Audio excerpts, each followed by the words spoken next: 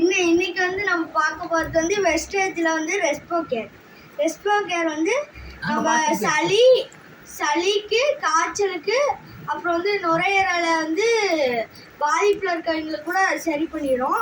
அது வந்து இந்த மாதிரி தான் இருக்கும். அப்புறம் ஆஸ்மாவையும் சரி பண்ணிடும். இது சாப்பிட்டீங்கன்னா டாக்டரை கூட நீங்கள் பார்க்க தேவையில்லை.